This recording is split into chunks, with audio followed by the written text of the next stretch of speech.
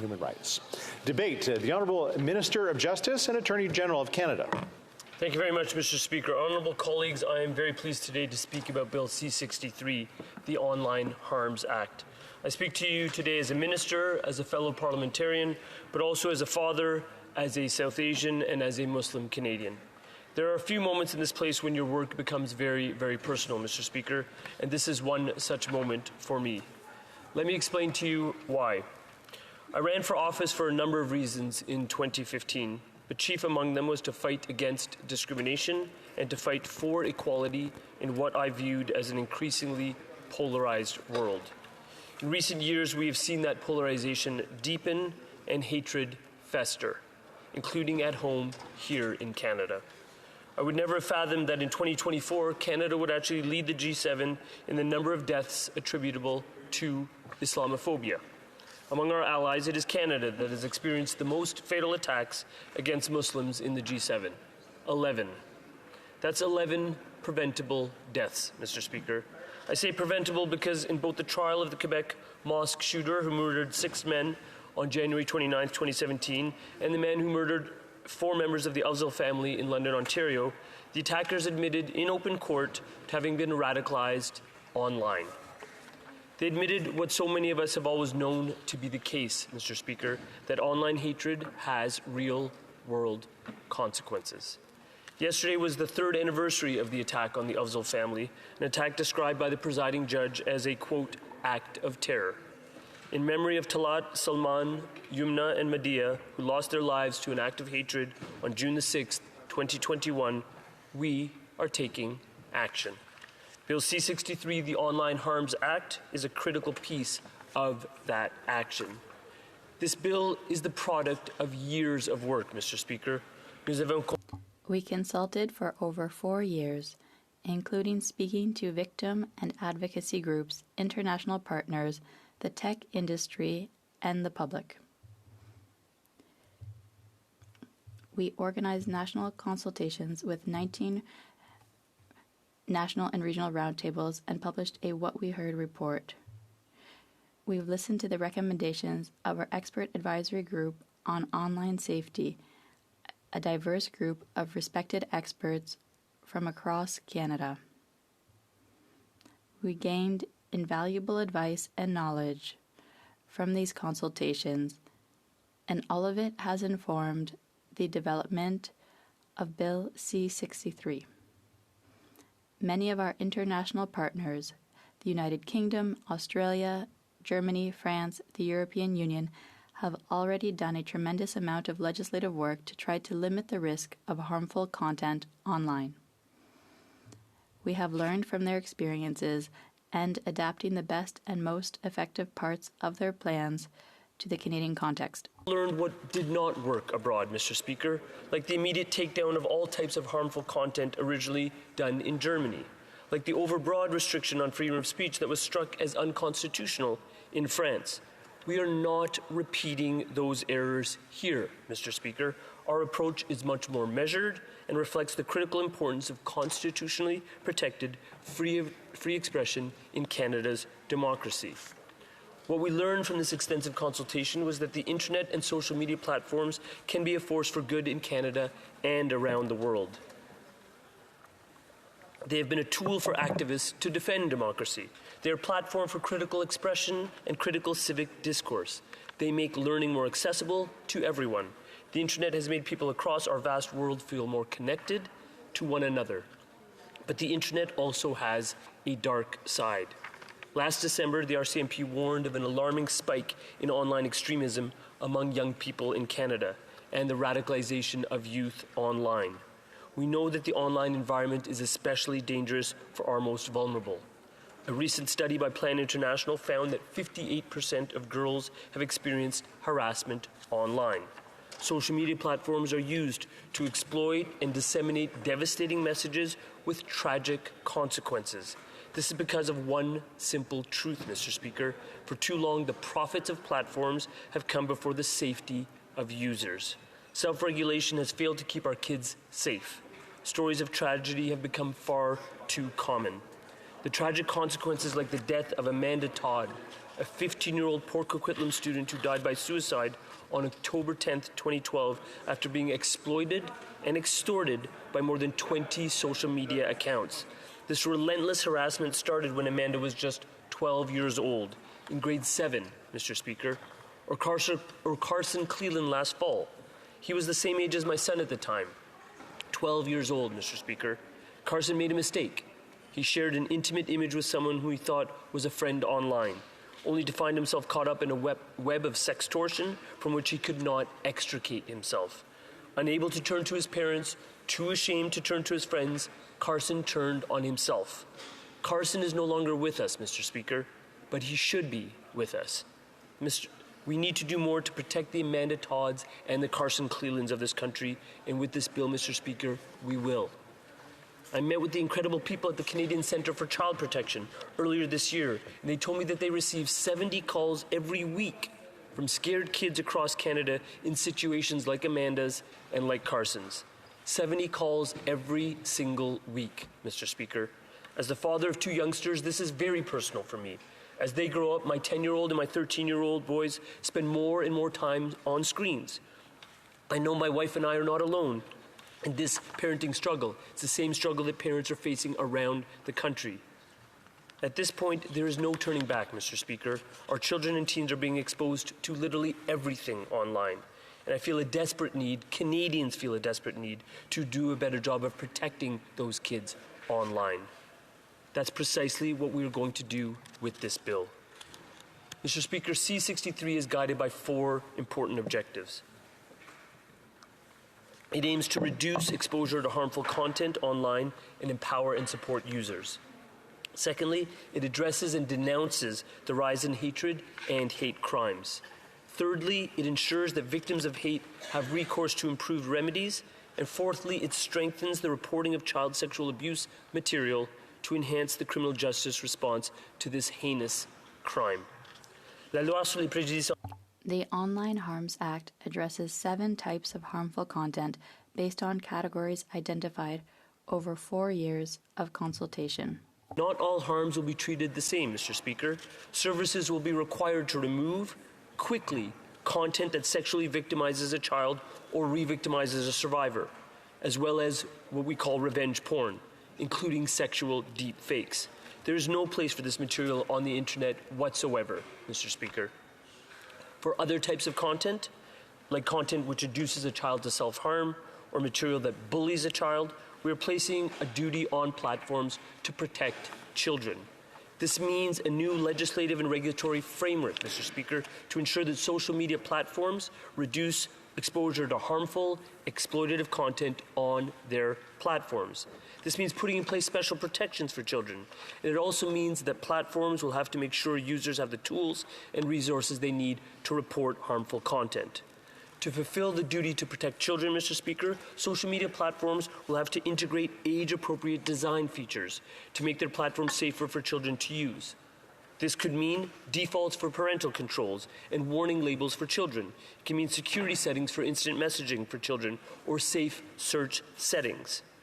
Protecting our children is one of our most important duties that we undertake as lawmakers in this place, Mr. Speaker.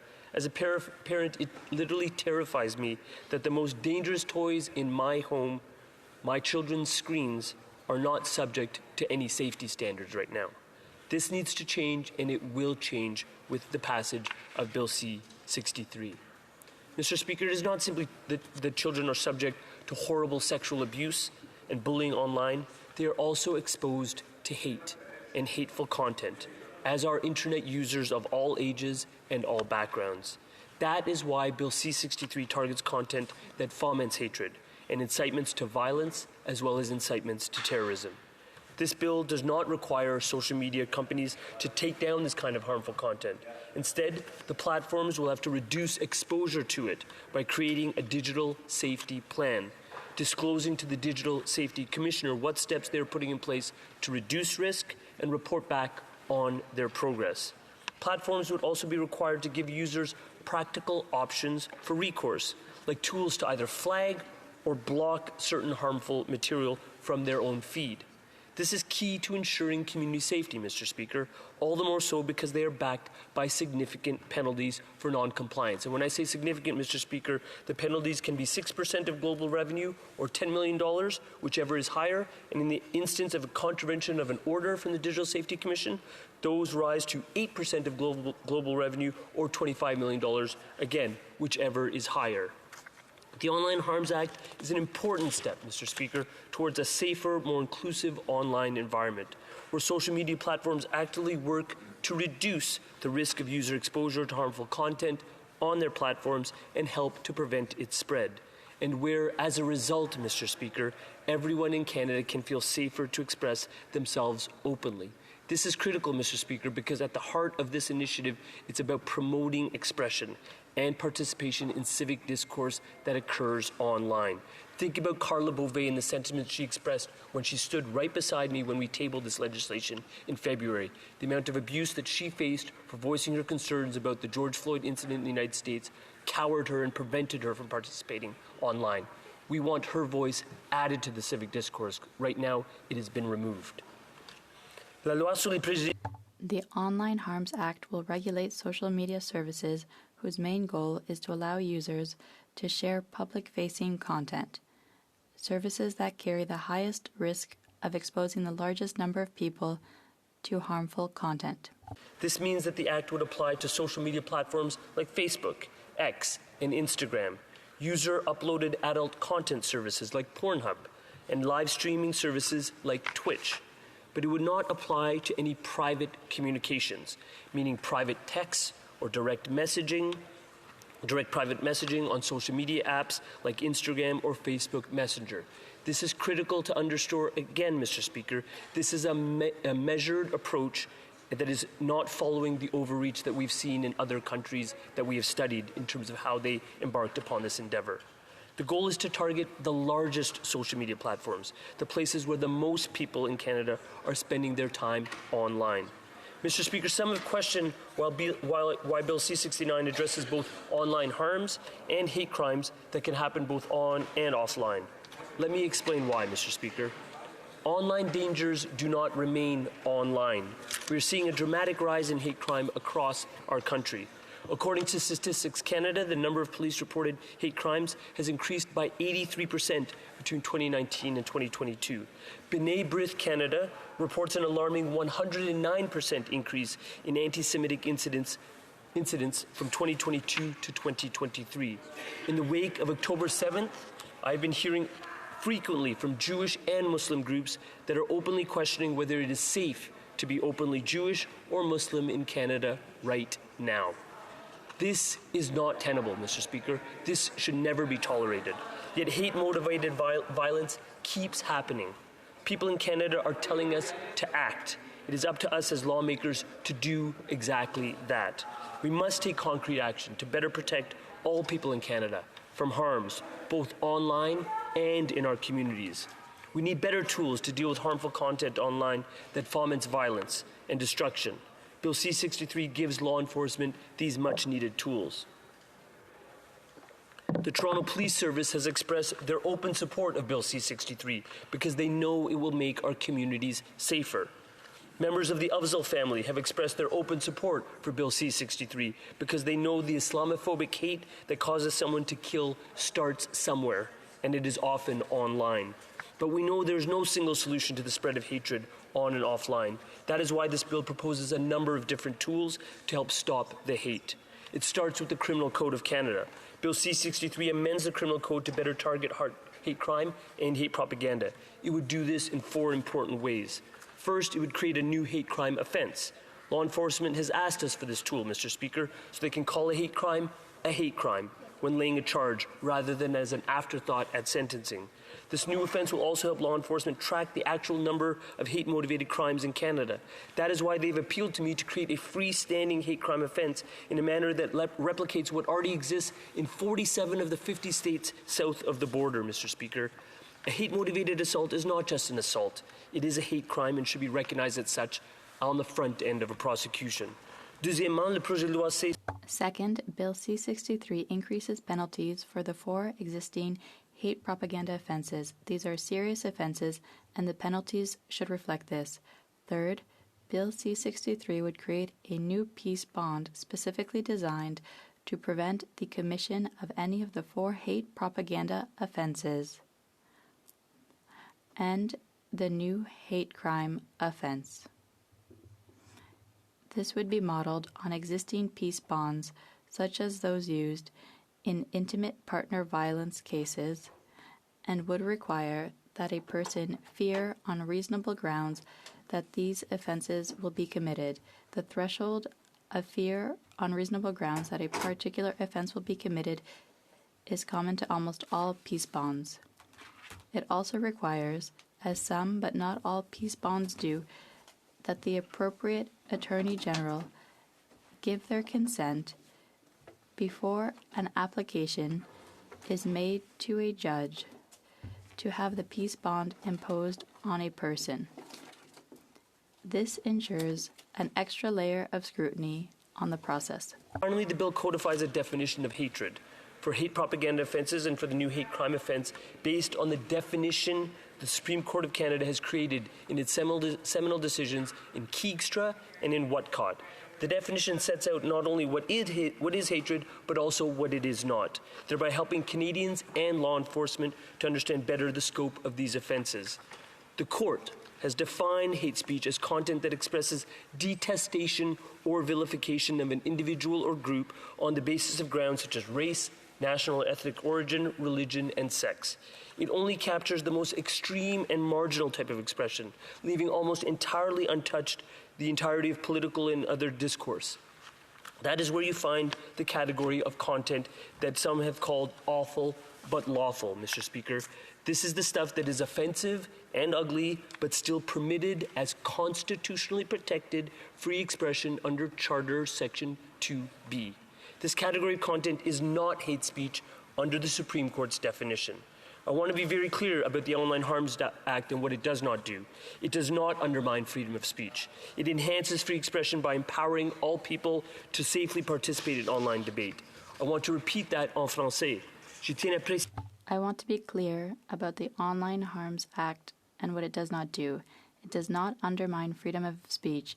It enhances free expression by empowering all people to safely participate in online debate. C-63 provides another tool as well.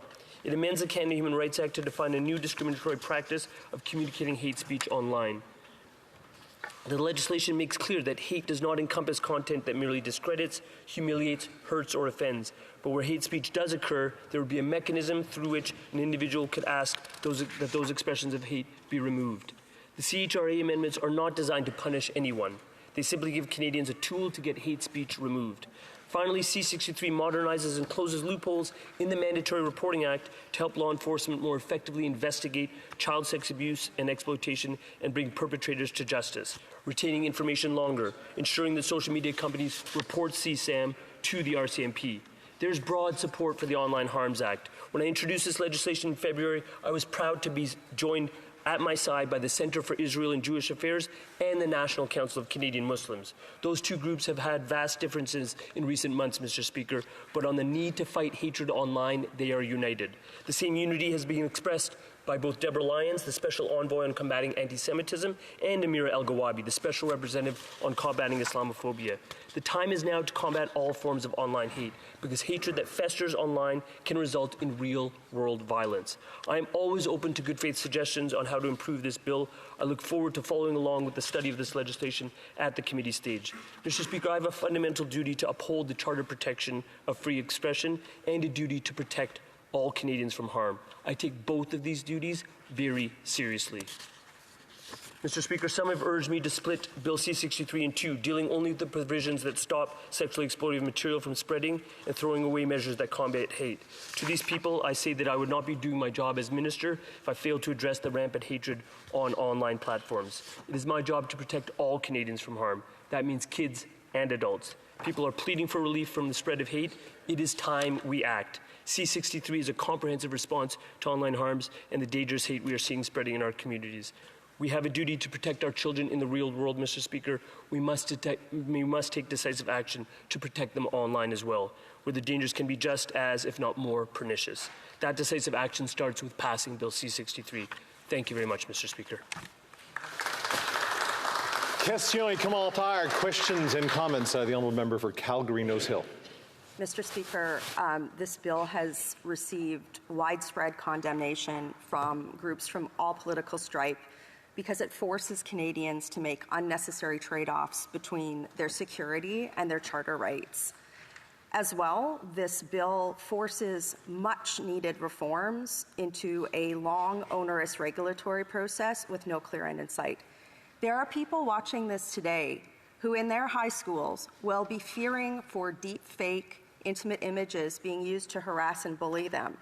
The government could have made a small amendment to the criminal code to update existing laws to protect Canadians in the digital age, but they've chosen this onerous, widely panned approach instead of protecting Canadians' rights. Why? The Honourable Minister of Justice. Mr. Speaker, I thank the member opposite for her question, for her contribution to this debate. And what I would say categorically is that that is a misconstruction of the legislation, what it's doing. This legislation is upholding freedom of expression. Freedom of speech in this country, as of right now, does not include hateful speech. That is protected against in the physical world. We are transposing that protection into the online world directly to address the needs of those very people that she just mentioned in those schools in Alberta. With respect to deepfakes, we're taking it an additional step further by entrenching that language in this legislation. That was done intentionally because we know that deepfakes are being used against children, against adolescents, and against adults to silence them. And I know that member to be a strong advocate for women's empowerment and women's voices in civic discourse. Deepfakes are being used right now against Alexandria Ocasio-Cortez, against Prime Minister Meloni in Italy, regardless of your views of their political positions, etc. The point is that when the leader of a G7 country is being limited in terms of her ability to participate in civil and political discourse via deepfakes, we need to take action. We're taking that action in a comprehensive bill, in a comprehensive measure that will address and empower freedom of expression rather than limit it. Questions and comments. L'honorable député de Salaberry. The honourable member for Salaberry-sur-Roi. Thank you, Mr. Speaker.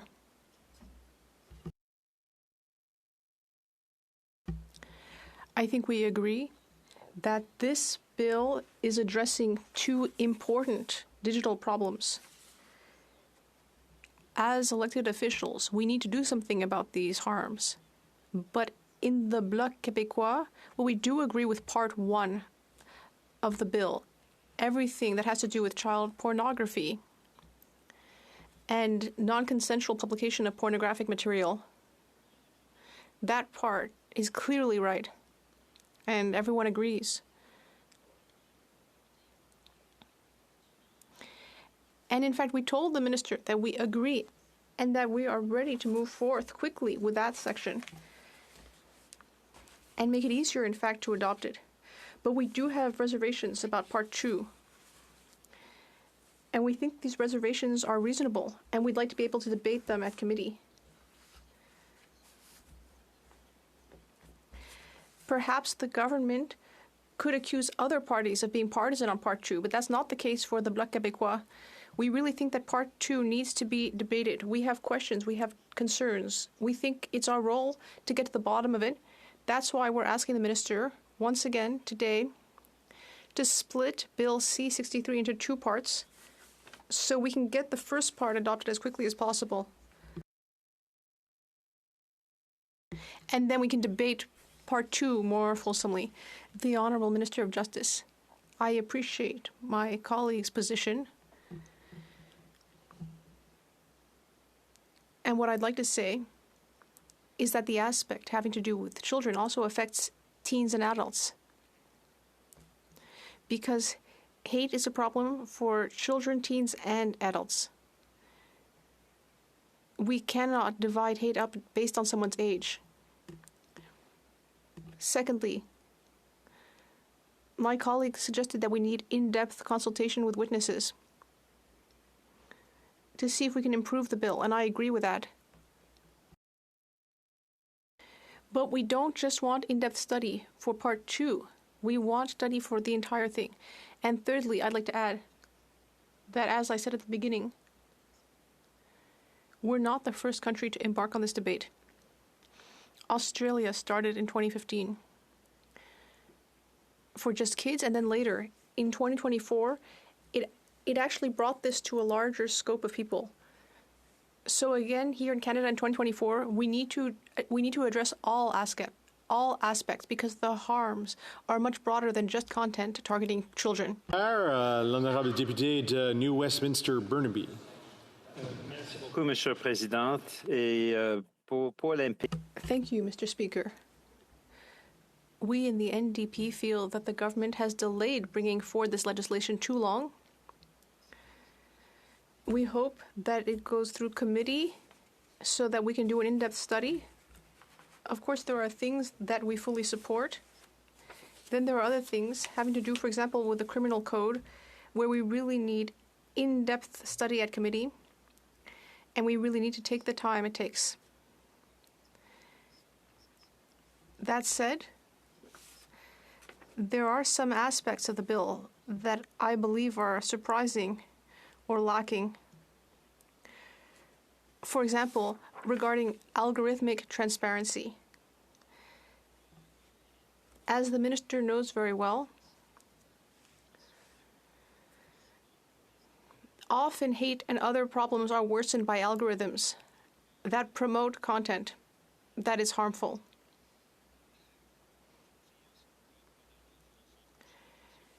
And it ends up meaning that people are affected. This bill does not address that. And I'd like to know why the government hasn't brought in legislation on algorithms and transparency to help us understand why certain damaging content continues to be offered to some consumers on certain platforms. The Honourable Minister of Justice and Attorney General of Canada, I'd like to thank the member for New Westminster Burnaby for his question. And what I'll say is,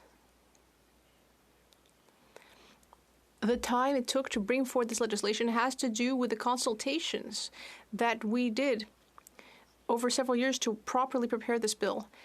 And then regarding transparency for social media platforms, there are three things I'd like to say. First of all,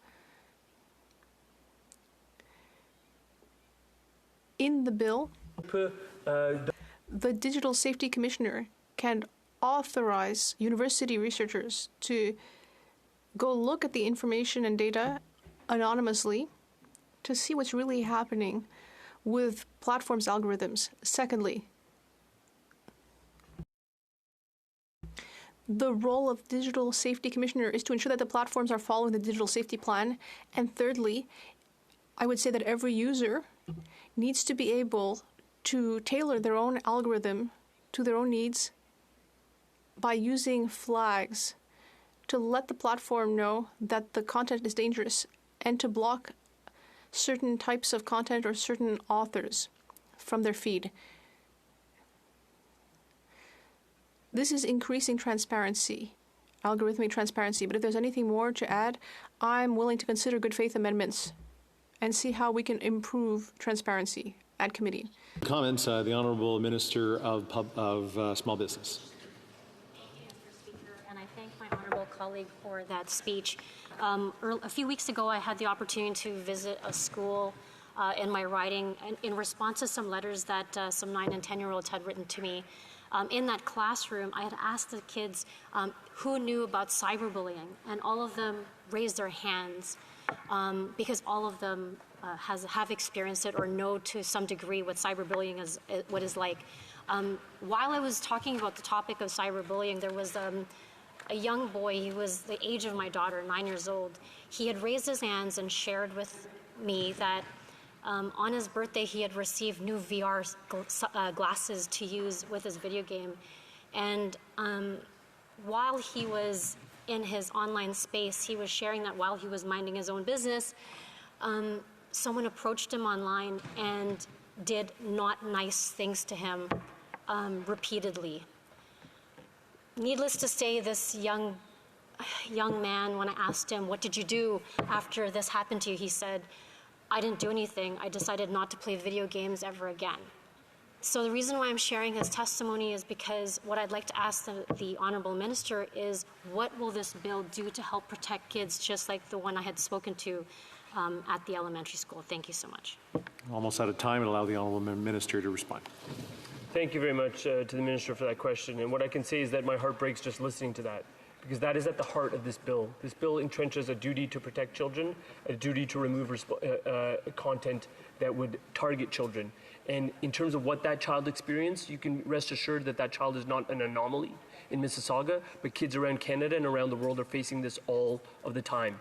We would never tolerate someone lurking around a schoolyard or someone contacting our kids by telephone at midnight, but that is what is occurring all of the time. And the fact that this bill takes a hard look at child sex predators, takes a hard look at those who would spread revenge porn, and entrenches a duty to protect children is in fact the exact step we need to take. That's what Canadian parents are demanding. I hope every parliamentarian in this chamber will get behind this important bill.